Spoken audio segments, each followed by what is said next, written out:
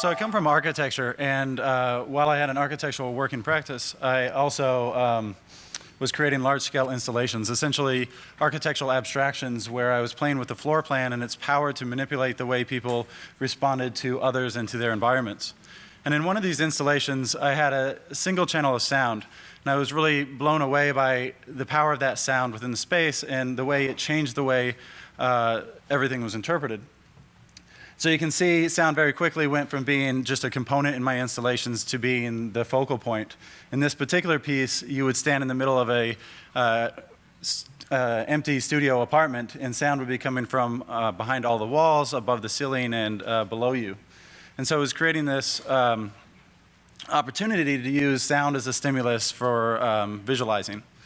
So I started inducing people into hypnotic trances and then projecting audio environments onto them. And then these audio environments were reconstructions of my own memories pieced together through found sound. Basically what I was trying to do was use the brain for image processing, and by stimulating it, I was then able to collage together their memories in order to give them an opportunity to then step into one of my personal experiences. And the same idea was then carried over into my installation works as well. So in this piece, Rainfield, you see a platform in the center of the room, and in that platform, 120 speakers were embedded, and each speaker played the sound of an individual raindrop. The piece as a whole saw how you moved through the space and then created a weather system in response to that. That weather system was then projected back onto you, not only through the sound, which was these kind of gusts of rain and sheets of rain that would move through the space, but it was also interpreted through multiple channels of light that would dim and brighten in relation to cloud location, multiple channels of fans that would relate to wind velocity and direction, humidifiers, and centimeters. And so it created this very rich environment, but it relied on people to use their imagination to create it visually or to complete it visually.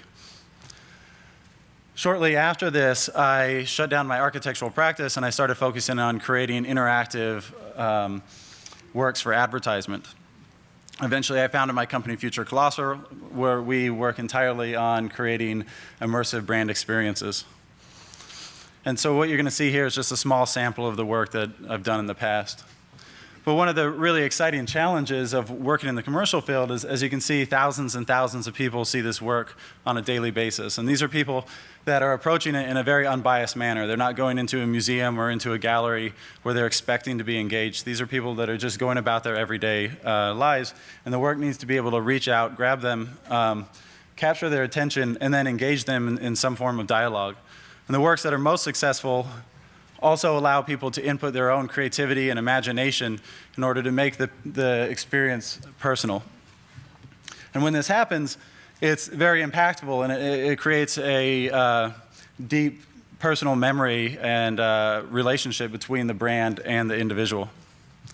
Another really exciting aspect of working in the commercial world is that it forced me to start working with the visual directly again. So I was no longer able to rely on people to visualize. I now had to construct these environments. And so this project that was done for Beneful is a great example of this, where we created this really rich environment where you had reactive grass and trees that would blow in the wind, and artificially intelligent dogs that would run around and that you could play with, play fetch with, and they had real emotions and could really show you this in the way that you engage them. And this was all accomplished using video game engine Unity. And that very quickly worked its way into my art. I completely fell in love with the program.